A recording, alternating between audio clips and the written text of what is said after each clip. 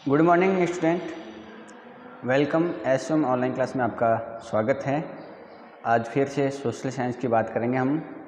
और हमने पिछले वीडियो में पढ़ा था कि किस प्रकार यमुना नदी के आसपास में नदी तट बाग बनाए गए, वहाँ महल बनाए गए, किस प्रकार शाहजहाँ द्वारा ताजमहल बनाया गया, उसकी बात की थी। तो हमने यहाँ तक पढ़ लिया था, उसके आगे पढ़ते हैं। लिखा है कि तीर्थ संज्ञा 15 में दिल्ली के शाहजहानाबाद की योजना की तुलना आगरा से की गई है। आपको ये पूरा मानचित्र देखना है, दिखाई दे रहा है आपको। ये जो शाहजहानाबाद है, शाहजहानाबाद ये मानचित्र है, इसकी तुलना आगरा से की जाती है। तो इसमें आपको ये बगीचे सारे दिखाई दे रहे हैं, बहुत सारे। ये मेन सड़क है इस प्रकार की, ये यमुना नदी है, ठीक है। आगे देखो नीचे क्या लिखा है। 1850 का शाहजहानाबाद का एक नक्शा, बादशाह का निवास स्थान कहाँ है एक तो वो ढूंढना है। शहर काफ़ी घना बसा हुआ लगता है, लेकिन क्या आपको यहाँ कई बड़े बाग भी दिखाई देते हैं? क्या आप मुख्य मार्ग व जामी मस्जिद ढूंढ सकते हैं? तो देखो, अगर हम मुख्य मार्ग की बात करें तो ये आपका मुख्य मार्ग है और ये आपकी जामा मस्जिद हो गई, ठीक है। इसके अलावा ये लाल किला, यहाँ अगर बात करें तो ये लाल किला है जहाँ पर बादशाह रहता था। तो ये मानचित्र है, ठीक है। तो आगे बात करते हैं हम। अब नया टॉपिक है क्षेत्र व साम्राज्य, उसकी बात करते हैं अपन। 8वीं व 18वीं शताब्दियों के बीच जब निर्माण संबंधित गतिविधियों में बढ़ोतरी हुई तो विभिन्न क्षेत्रों के बीच विचारों का भी पर्याप्त आदान प्रदान हुआ। मतलब युवा की जब 8वीं और 18वीं लगभग 1000 साल के बीच में जो भी चीज़ें बनी, गतिविधियाँ हुई, उनमें वृद्धि हुई, तो विचार हैं वो एक जगह से दूसरी जगह पर आदान प्रदान हुए। आदान प्रदान मतलब एक जगह से दूसरी जगह पर गए। एक क्षेत्र की परंपराएं दूसरे क्षेत्र द्वारा अपनाई गई। मतलब एक प्रदेश की जो परंपरा है, उनके जो विचार हैं वो दूसरे प्रदेश में गए, दूसरे प्रदेश के परंपराएं लोगों ने अपनाई। जैसे अगर बात करें तो मुग़लों की जो परंपराएं हैं, निर्माण कार्य की जो बातें हैं, उनकी जो धारणाएं या विचार हैं, वो भारतीय लोगों ने अपनाई, तो आदान प्रदान तो हो गई। उदाहरण के लिए विजयनगर में राजाओं की गजशालाओं पर बीजापुर और गोलकोंडा जैसी आसपास की सल्तनतों की वास्तुकलात्मक शैली का बहुत बड़ा प्रभाव पड़ा है। जो विजयनगर साम्राज्य था दक्षिण भारत के अंदर, तुंगभद्रा नदी के किनारे, उन राज्यों की जो गजशाला हैं, गजशालाओं का मतलब होता है कि ऐसे स्थान जहाँ हाथियों को रखा जाता है, बड़े बड़े ऐसे भवन जिसमें हाथी रहते हैं, ठीक है। तो जो गजशाला हैं, अगर उनको बनाई है ना, तो उस बनाने के पीछे जो एक कला की प्रभावता या प्रभाव जो दिखाई देता है, वो बीजापुर और गोलकोंडा के जो उस समय बादशाह या जो सुल्तान थे, उनकी कला का प्रभाव दिखाई देता है। मतलब बीजापुर और गोलकोंडा की जो वास्तुकला है, उसका प्रभाव हमें विजयनगर के जो हिंदू राजा हैं, उनकी जो गजशाला हैं, उन पर दिखाई देता है। अध्याय 6 में और भी देखेंगे। मथुरा के निकट स्थित वृंदावन में बने मंदिरों की वास्तुकलात्मक शैली फतेहपुर सीकरी के मुगल महलों से बहुत मिलती जुलती है। मथुरा में एक मंदिर बना है वृंदावन में, भगवान कृष्ण का जो वृंदावन में मंदिर बना है, उस मंदिर की जो वास्तुकलात्मक चीज़ें हैं वो फतेहपुर सीकरी के जो मुगल महल हैं उससे बराबर हैं। तो दो एग्जाम्पल याद करें। विजयनगर है, उस विजयनगर की जो गजशाला है वो किसकी कलात्मक शैली का उस पर प्रभाव है, तो बीजापुर और गोलकोंडा। मथुरा में जो वृंदावन का मंदिर है, वृंदावन में कृष्ण भगवान का, उस पर जो प्रभाव दिखाई देता है जिस कला का, वास्तुकला का, वो फतेहपुर सीकरी में जो मुगल महल है उसके समान दिखाई देता है। इसका मतलब ये हुआ कि जो बाहर के लोग हैं, जो यहाँ पर आकर बस गए, यहाँ पर जो शासन कर रहे हैं, उन्होंने जो बाहरी कला लाई, उसका प्रभाव भारत में दिखाई देता है। विशाल साम्राज्यों के निर्माण ने इन विभिन्न क्षेत्रों को उनके शासन के अधीन ला लिया। जो विशाल साम्राज्य था उसके नीचे और भी क्षेत्र आ गए, मुगल के अंदर और भी नीचे क्षेत्र आ गए, नए नए साम्राज्य आ गए। इससे कलात्मक रूपों और वास्तुकलात्मक शैलियों के प्रशंसन में मदद मिली। अब देखो क्या हुआ कि जैसे मान लो एक बड़ा साम्राज्य है, उसके नीचे और भी साम्राज्य आ गए, अंडर में बहुत सारे साम्राज्य आ गए। तो इन साम्राज्य की जो कला है उसमें कुछ नई चीज़ें जुड़ी, नई चीज़ें परिवर्तन हुई। उन शैलियों में क्या हुआ, नई चीज़ें जुड़ती गई और नई चीज़ें जोड़ने में और चीज़ें बनाने में उसकी मदद मिली। ठीक है, मुगल शासक अपने, आगे पढ़ते हैं अपन। ये जो आपको दिखाई दे रहा है ना, ये है वृंदावन में जो गोविंद देव जी का मंदिर है, भगवान कृष्ण का, उनका अंदर वाला भाग है जो 1590 के बनाया हुआ था। इस मंदिर का निर्माण लाल बलुआ पत्थर से हुआ है। 2 4 6 प्रतिच्छेदी मेहराबों पर ध्यान दे। आपको मेहराब दिखाई दे रहे हैं 1 2, ठीक है, ये जो मेहराब दिखाई दे रहे हैं आपको 1 और 2, जिनसे इसकी ऊंची भीतरी छत का निर्माण किया गया है। इन मेहराब से उनकी दीवार बनाई गई है मंदिर की। ठीक है, और लिखा है कि वास्तुकला की यह शैली उत्तर पूर्वी ईरान खुरासान से आई है और फतेहपुर सिकरी में इसका प्रयोग किया गया है। फतेहपुर सिकरी में जो मुगल महल बने हैं उसमें ये कला दिखाई देती है। ये कला कहाँ से आई है, उत्तरी पूर्वी ईरान से आई है, खुरासान से। और इसी कला का जो प्रभाव है हिंदू धर्म के जो मंदिर हैं, वृंदावन में जो गोविंद देव जी का जो मंदिर है मथुरा में, उसके अंदर जो छत है उसके अंदर भी हमको इस प्रकार के मेहराब या जो गुंबद है इस प्रकार के दिखाई देते हैं। तो हम समझ सकते हैं कि इस प्रकार का प्रभाव उस समय अन्य लोगों पर भी पड़ा। ये बात आपको ध्यान में रखनी है। मुगल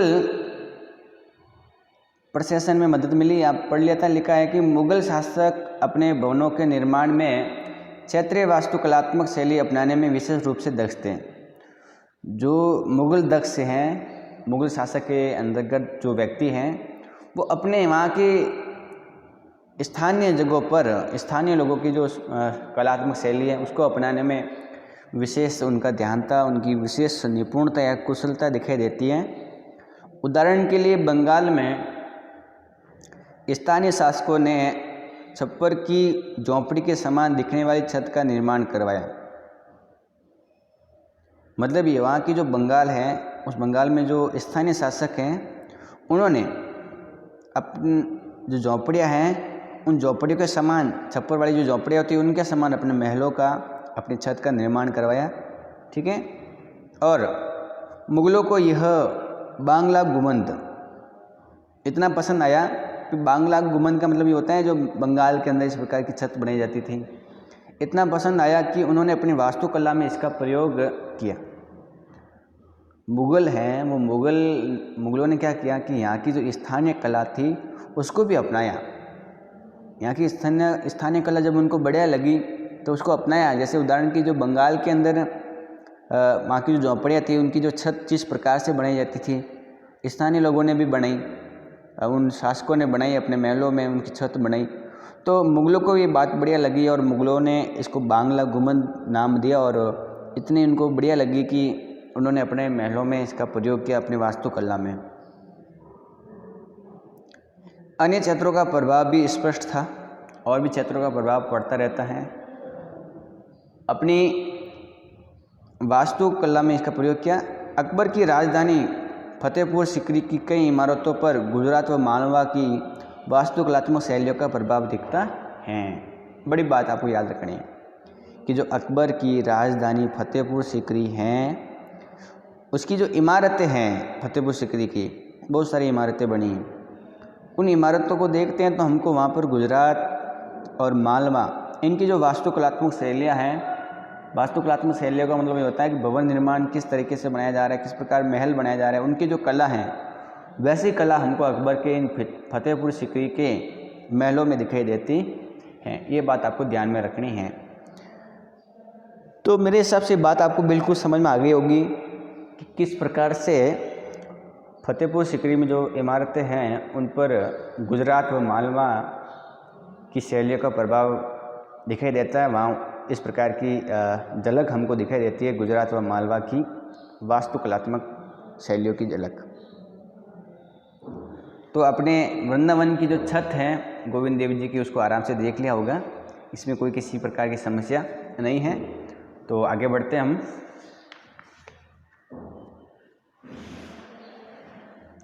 अगला पेज किताब में ध्यान दें, लिखा है कि 18वीं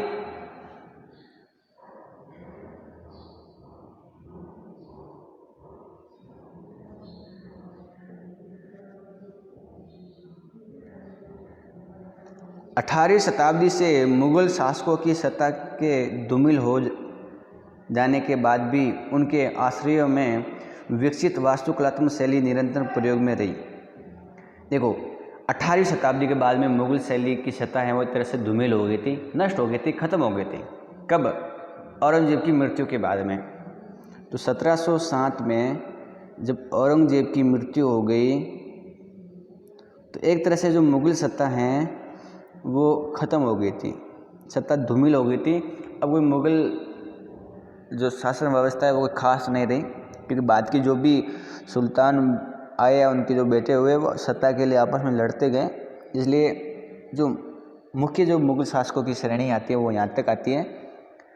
तो उसके बाद में ऐसा नहीं कि मुगल वास्तुकला शैली ख़त्म हो गई, उसका प्रयोग तो निरंतर आगे चलता गया। जब भी मुगल शासन व्यवस्था के धूमिल हो गई तो भी, तथा अन्य शासकों ने जब भी स्वयं के राज्य स्थापित करने के प्रयास की तो ये शैली अपनाई। और भी जो शासक थे जिन्होंने इस प्रकार से अपने राज्य स्थापना के बारे में विचार किया तो इस प्रकार की शैली अपनाई। मतलब ये हुआ कि भी मुगल बादशाह का जो साम्राज्य है सत्ता धूमिल तो हो गई थी, लेकिन उनके अंडर में और भी जो शासक थे, नवाब थे, उन्होंने अपने आप का राज्य स्थापित करने में, जब भी उन्होंने राज्य स्थापित किया तो अपने राज्यों में जब भी उन्होंने कोई निर्माण कार्य करवाया तो उस निर्माण कार्य में इस प्रकार की शैली उन्होंने अपनाई है। उस प्रकार की शैली हमको दिखाई देती है, इसकी बात कर रहे हैं अपन। अब देखो चित्र संख्या 17 देखो, लिखा है कि फतेहपुर सिकरी के जोधाबाई महल में छत के विस्तार को संभालते अलंकृत स्तंभ तथा टेक ये गुजरात क्षेत्र की वास्तुकलात्मक परंपराओं से प्रभावित है।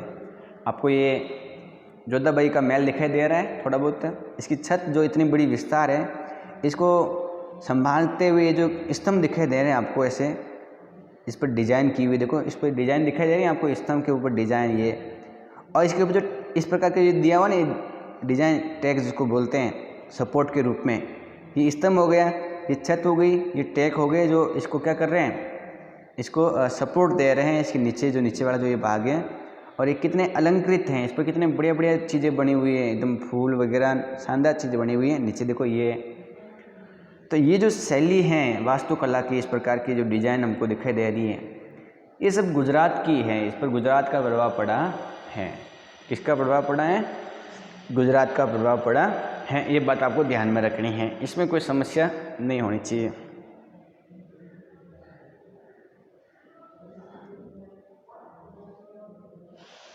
आगे देखो, अब देखो आसमान छूते चर्च, तो हमने मकबरों की बात की है, एक दो मंदिर की बात की है। अब बात कर रहे हैं ऐसे चर्च बनाएं विदेशों में, दूसरे देशों में, जो बहुत ऊंचे बनाएं आसमान को छूते हुए। लिखा है कि 12वीं शताब्दी से फ्रांस में आरंभिक भवनों की तुलना में अधिक ऊंचे व हल्के चर्चों के निर्माण के प्रयास शुरू हुए।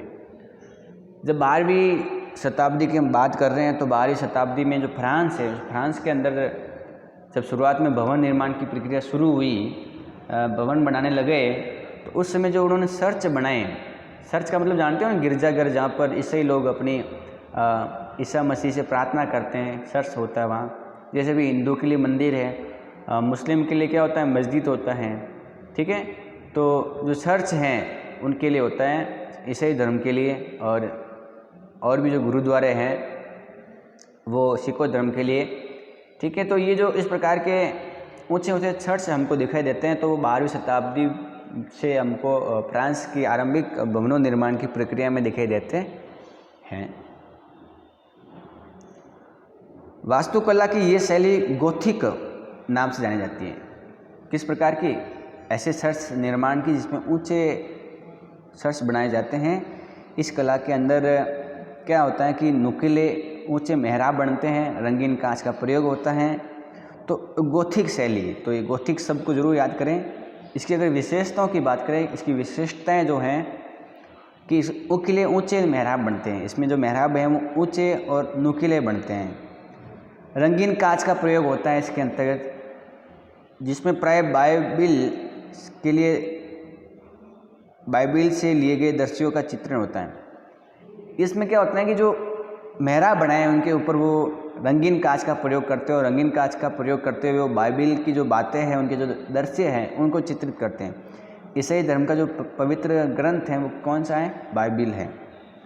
उड़ते हुए पुष्तें, मतलब जो उड़ते हुए उनके जो चित्र हैं भगवान की से जुड़ी हुई चीज़ें पूर्वज के रूप में, और भी दूर से ही दिखाई देने वाली ऊंची मीनारें और ऊंची घंटी वाले बुर्ज बाद में चर्च से जुड़े।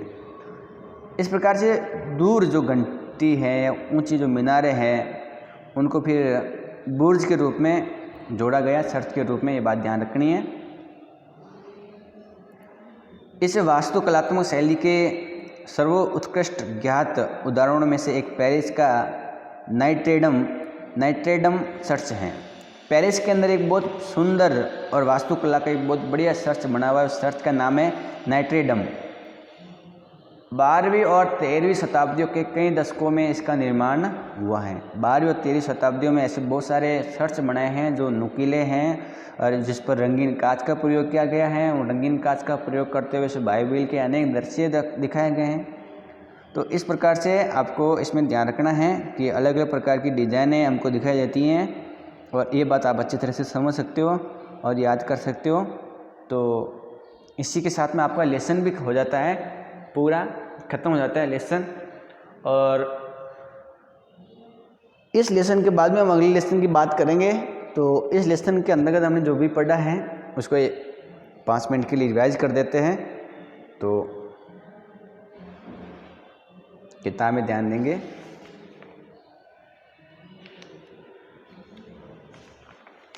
तो हमने ये पढ़ लिया। इसके बाद में हमने पढ़ा था चैत्र और साम्राज्य के बारे में, ठीक है, इसकी बात कर ली थी।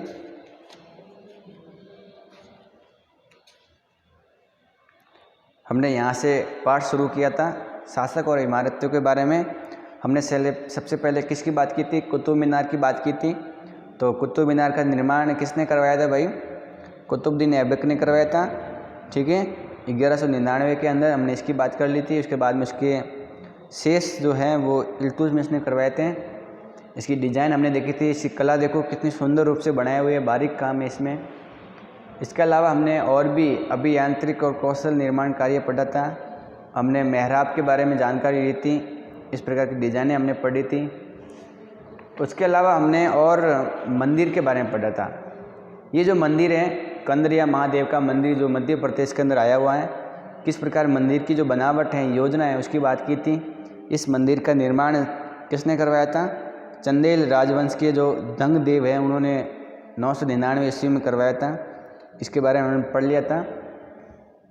इसके अलावा हमने एक और मंदिर की बात की थी। उस मंदिर का नाम था राजराजेश्वर मंदिर, जो तमिलनाडु के तंजावुर में है राजराजेश्वर, ठीक है। इसका निर्माण की भी बात की थी हमने कि राजदेव ने करवाया था। और किस प्रकार करवाया, इसमें हमने एक चारुपल्लम जगह का नाम याद किया था कि भी सीढ़ीदार चढ़ाई के लिए इस प्रकार की हमने बात की थी।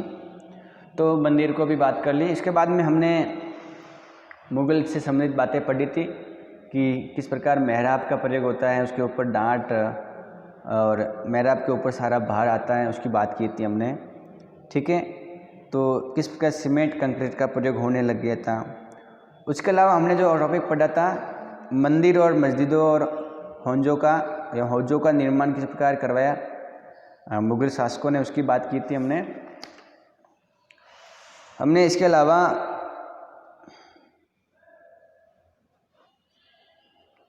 जो हुमायूं हैं उसकी जो जामा मस्जिद बनाई है, जामा मस्जिद की बात की थी हमने, ठीक है।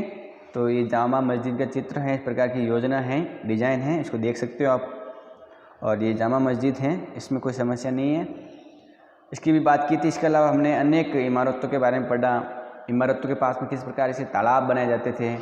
ये जो आपको दिखाई दे रहा है ना, अमृतसर के अंदर स्वर्ण मंदिर, सिख धर्म के जो सबसे बड़ा मंदिर जिसकी बात करते हैं हम, स्वर्ण मंदिर की, इसके पास एक सरोवर है, पवित्र माना जाता है इसको, इसकी भी बात कर ली थी हमने, ठीक है। इसके अलावा हमने चार बाग की बात की थी, चार बाग हैं, उनके अलावा हमने और भी अलग अलग प्रकार के बागों की बात की थी हमने। और जो बाग और मकबरे और किले हैं उनकी बात की थी, किस प्रकार से उनमें कला जुड़ी हुई है, कलाओं की बात की थी हमने। इस चित्र की भी बात की थी चार बाग की, कि चार बाग किस प्रकार बाबर की जो आत्मकथा है उसमें इस प्रकार का वर्णन मिलता है, नेहरू के द्वारा चार बागों को विभाजित किया गया है। इसके अलावा जो हुमायूं का मकबरा है, उस हुमायूं मकबरे की बात की थी हमने, और हुमायूं के मकबरे की द्वारा हमने ये बात की थी, जिसके द्वारा हमने गुंबद और केंद्रीय जो मेहराब है उसकी बात कर ली थी। इसके अलावा हमने काबुल के अंदर चार बाग की बात कर ली थी, और फिर हमने देखा दिल्ली के अंदर दीवान खास और दीवान आम की बात कर ली थी। उसके बाद हमने ताजमहल की बात कर ली, शाहजहाँ द्वारा बनाया गया था, 1643 के अंदर पूरा हो गया था। और हमने शाहजहानाबाद के नक्शे की बात कर ली थी, और मथुरा में जो वृंदावन में गोविंद देव जी का मंदिर है उसकी छत की बात कर ली थी। तो इस प्रकार से हमने कला के अंतर्गत अनेक मंदिरों, मस्जिद और मकबरों की बात की। और आज के इस वीडियो में इतना ही। अगली बात अगले वीडियो में करेंगे, नए लेसन की शुरुआत करेंगे। तो आप सभी का बहुत बहुत धन्यवाद वीडियो में बने रहने के लिए। तो घर पर रहिए, मस्त रहिए और पढ़ाई करिए।